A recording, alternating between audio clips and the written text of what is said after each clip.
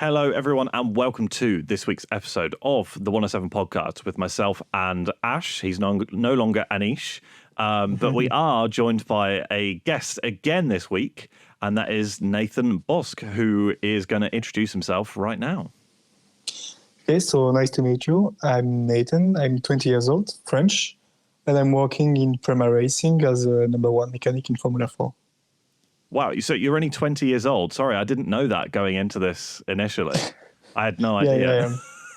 Yeah. That's brilliant. And so how did you get to where you are now? Like, do you have like a proper education in what you do, or like are you self-taught? Like, talk us about how you got the job that you have right now.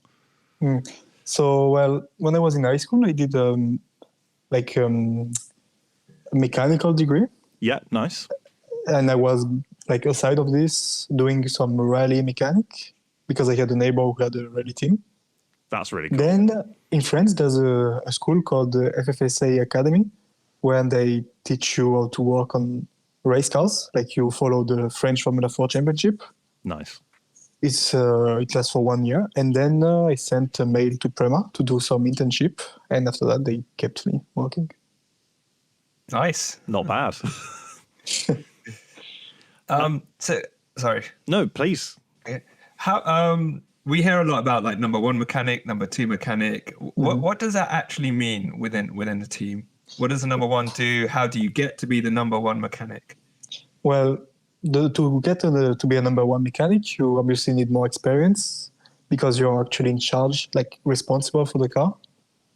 So if there's a problem, like a mechanical problem with the car, you're more subject to be the one that they blame.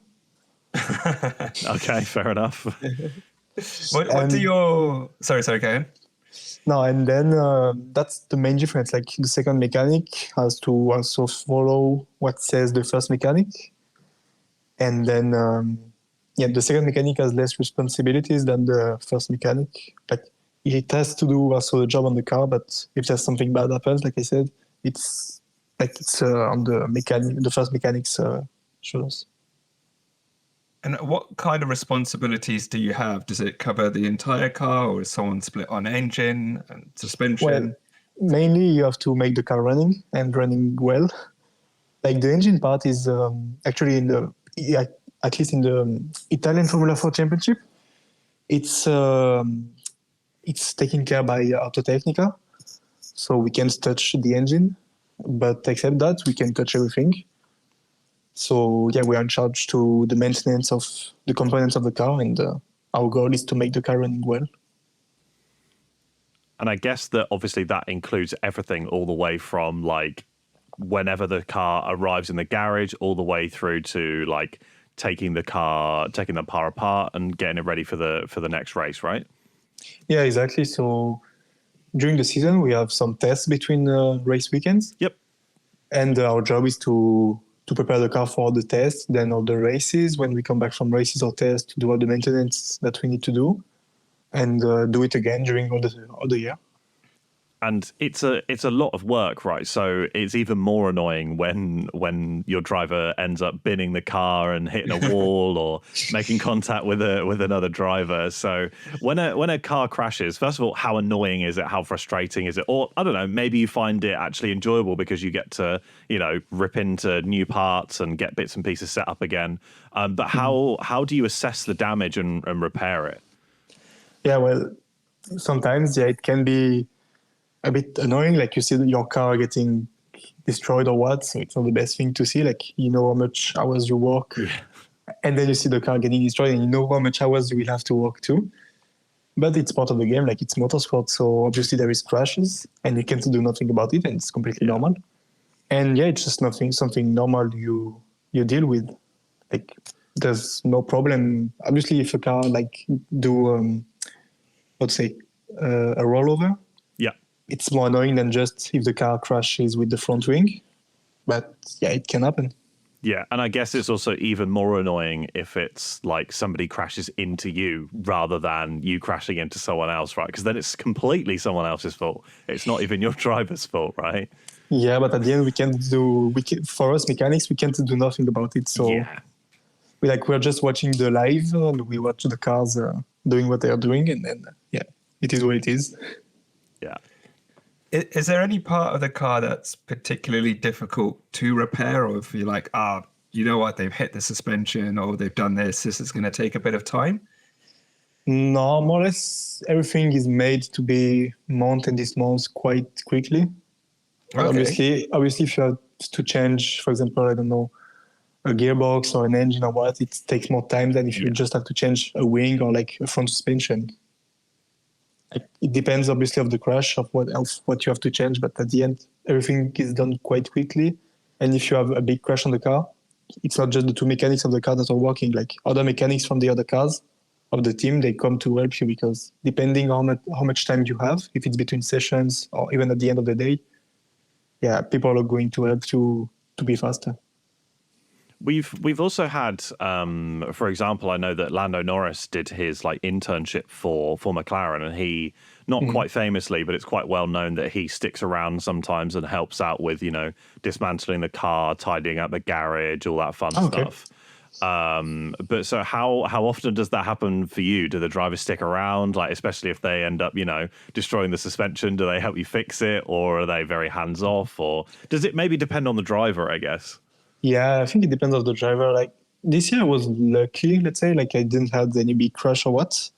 Good. And even during like between the cars we had maybe one big crash, if I remember well. I'm not sure. So the driver, they crash, then they come back under the tent and they go to debrief with the engineers and all. And by the meantime, we do work on the car. Sometimes they come to see what's going on, but they can't help because even if they wanted to, we won't let them because at the end, it's not their job. Yeah, I guess that's a pretty good point actually. I guess it's a similar thing as like you wouldn't ask your taxi driver to come in and fix the toilet or anything like that. So exactly. But so obviously being a mechanic obviously for Formula racing is difficult. There's no doubts about that whatsoever. But what's the difference between doing that for a shorter race compared to doing something like 6, 8, 12 hours, maybe even 24 hours? Is there much of a difference for you? Is it just more energy drinks, or is it a complete different approach to the race? I don't really know because I don't really have experience in endurance. Okay, fair enough. But obviously when they prepare like an endurance race, they have more work to do on the car because the car is going away for more time. But at the end, the quality of work remains the same. Like we have to do the car perfectly, even if it goes out for only half an hour. Yes, you're absolutely right.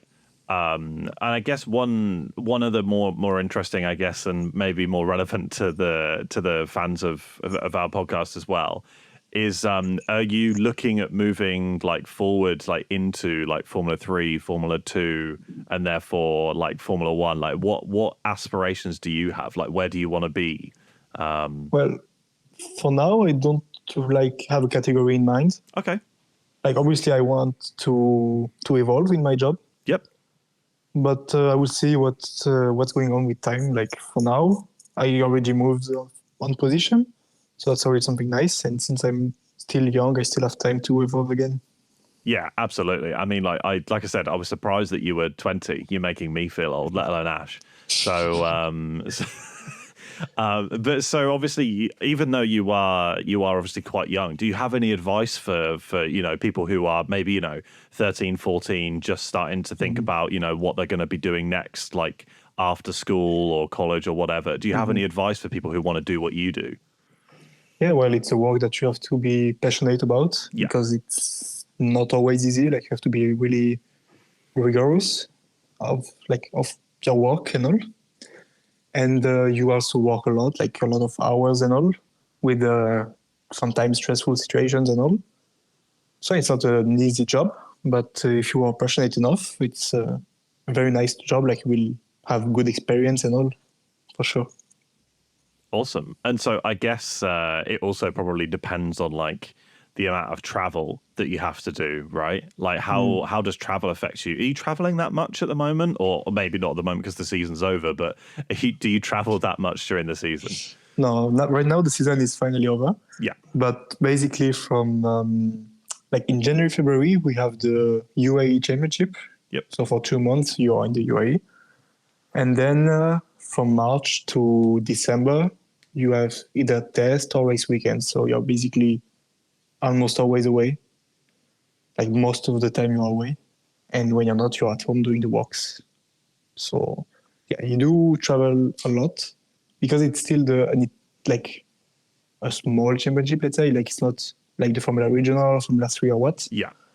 It's still like most of the races are in Italy. So for us, because PREMA is based in Italy, it's really like it's convenient. But there's also races, for example, in Barcelona this year we had. Nice. We also had Paul Ricard in France.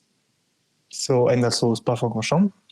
So yeah, it requires some travels because you also have some tests and all during the year. You also mentioned like some really nice circuits there as well. Is there obviously you got into this being a racing fan. So is there a track in particular that you really like as opposed to any other, like your favorite tracks or? Well, obviously I like Spa-Francorchamps because it's like really mythical track. But then except this one, I don't have like favorite track. Mugello is a really nice track, like because of the surroundings. Yeah. But then like all tracks are more or less nice. Obviously depends which ones, but they are better than others. But right now, no, I couldn't tell. Like I don't have problem going to any track. Well, that's good. Is there maybe one that you would really like to go and, do a race at? Like Silverstone or maybe something in like Shanghai or something like that, like anything like that? Yeah, obviously countries like China, Singapore, Australia are very attractive to go as a mechanic. Also Macau, I didn't win this year, but it also seems like a really nice track. So, but yeah, like I still have time to go to these places. Yeah, you got loads of time to go and experience these tracks. I think actually, like on a side note, it surprised me how big like the race is in Macau. Like it's insane how many different races and how many different series are actually there. Especially because the track is like really, really thin. Like it's the track is really tough narrow. racing. Yeah. I mean, imagine Monaco but skinny. Like it's absolutely ridiculous. So yeah, just insane. And so I guess like, do you like, obviously speaking again about circuits, are there certain circuits that are like really difficult for the car or particularly easy or anything like that? No, like the car is made for more or less of the tracks. Just depends then of the driver if they prefer faster tracks or more technical ones.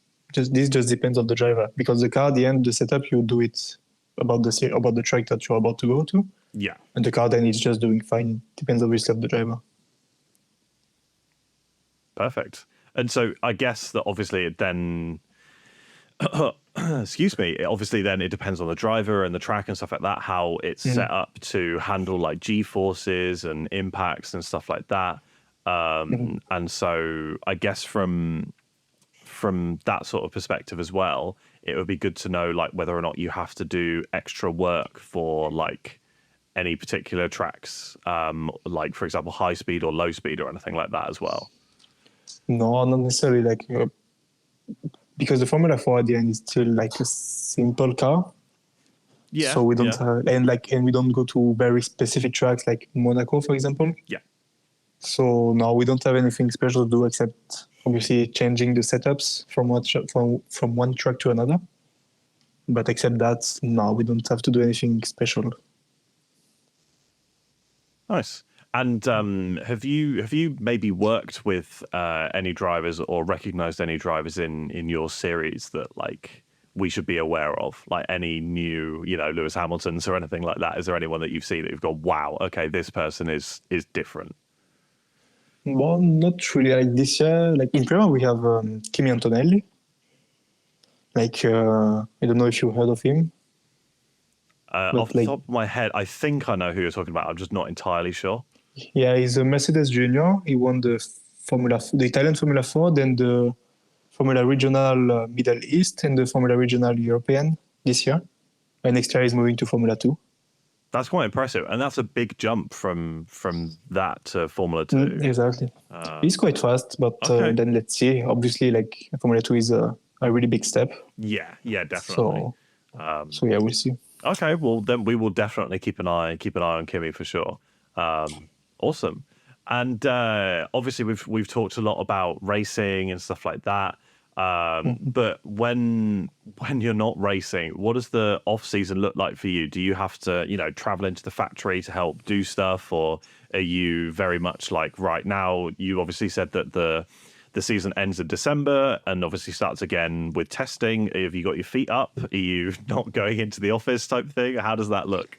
No, we still have work to do on the cars. Like we have to do the winter maintenance. Like we put the car basically like brand new. Yeah. So we can start the year on good basis. But no, we do have always have work.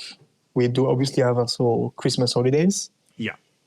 But no, there's a lot of work. There's always work to do, so we are not worried about that. Yeah, that sounds about right. Yeah. And then I think Ash, you had a question around mechanics being split up, right? Yeah, maybe I don't know if you know enough about this, but obviously with the Formula One teams, they have their own set of mechanics for each car. Mm-hmm. What do roles and responsibilities, do they differ for each team? Do they oh, wow, this driver's crashed again, that's more work for me? And there was a story a while back when Lewis Hamilton said they swapped mechanics. And do you have any insight on why they would do that within a team, swap the mechanics from one car to another? No, I have absolutely no idea. For us, it works like we work by pair of two people for each car.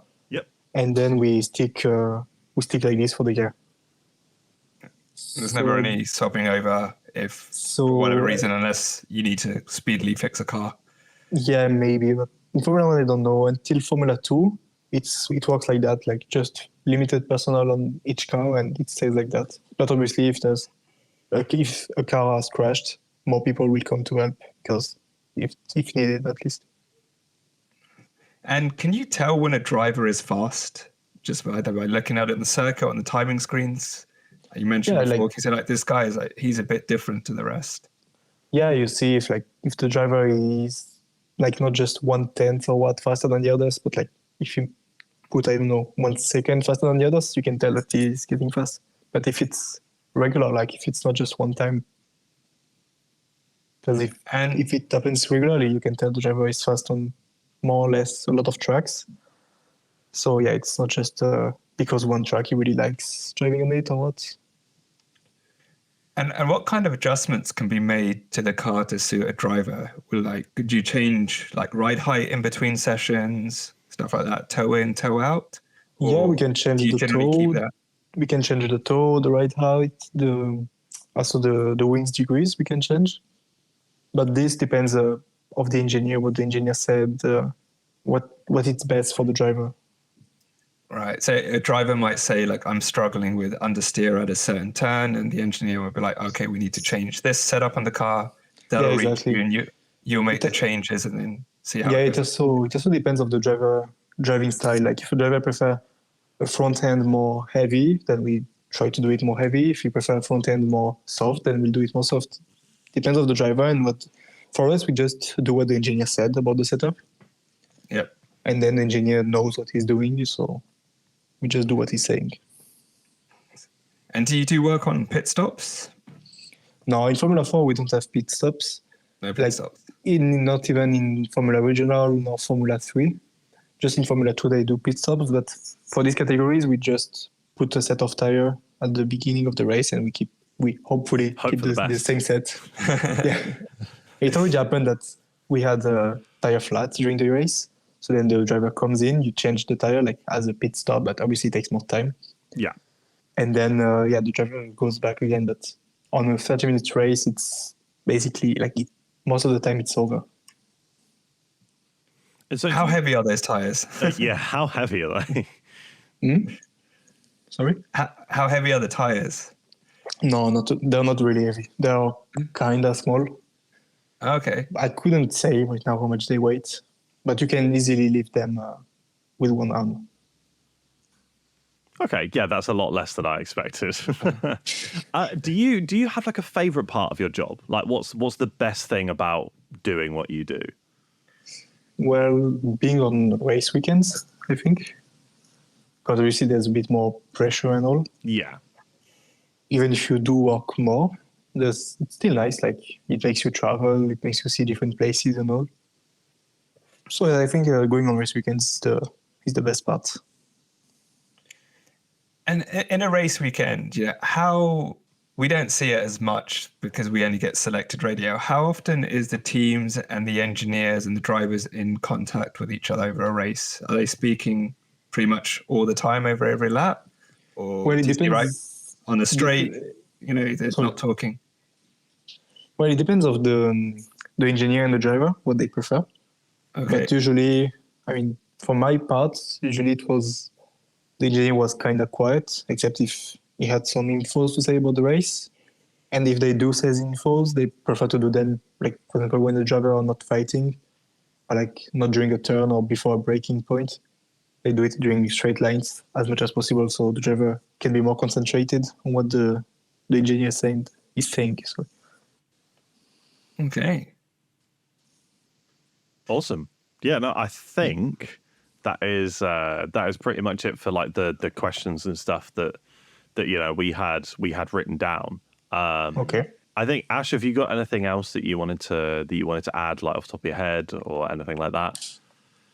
I guess, how do you manage race weekends from a personal perspective? Like you said, even though it's regional, there's a little bit different hours. Like you said, if you're in the Middle East and if you go back to Italy, and so how do you manage your time, staying fit, staying healthy? Like you said, if you're busy all the time and stuff like that. Well, it's not that difficult, at least for me, I think, because at the end it's just the work. Like you wake up, and if you have to go to some places, then you go. Then it already happened that, for example, after a race weekend, we had to go at some tests. Sorry. So after a race week, you're a bit tired, but then you still have some days to do away that are more exhausting than if you stay at home. But yeah, you get used to it. At first, it can be a bit difficult, but at the end, you get used to work this much and all. So you can manage it. Like people manage it more or less well, obviously. But for my part, I think I manage it quite well. You do sound pretty relaxed about it. Like you just travel, you just wake up, you just go to work. Like which is the best way to think about it, probably. Yeah, at the end, for me, I see it like this. Like it's just a work, like a way, like let's say a lifestyle. Like you get used to it. Yeah. Do any family members or friends ask, can you have a look at my car if there's a problem? Yeah, it already happened, obviously. But working on the road cars, it's clearly not the same as working on race cars. Yeah. It's not, it depends on people. Some people love working on road cars, which I can understand also, and I respect that. But for me, no, I can't really. I much prefer to work on race cars. What if it's both? What if it's both a road car and a race car, like my Subaru? Like, where's the line there? No, I'm just kidding. So I guess if you're now on off season, when are you back at test tracks? Like, when are you back into the swing of things with race weekends? Well, we do have the UAE Championship in January that I still don't know if I'm going. We'll know in a bit of in some days. Otherwise, it will be in March, the restart of the test and all. Nice. That sounds awesome. I guess we don't really have much else for you. So I was just going to say best of luck. Obviously, if you do go to thank you. Go to the championships, and if not, obviously best of luck in March and for the rest of the season. But yeah, no, thank you so much for spending the time to chat to us. It's obviously really appreciated. Thank you for the invitation. Of course. We really wanted to chat to you and chat to somebody who does a dream job for a lot of people. So it's really awesome to hear what you have to say. Obviously, if anyone has any questions or anything like that following this podcast, if you're still listening, then of course, if there's something that Nathan didn't answer, I'm sure we can work something out and get a question get a question answered. But I think that's about it for this week's episode. So thank you, Nathan, and thank you to everyone listening. And we will be back at some point in the next week or so. And see you guys soon. Cheers, everyone. Cheers.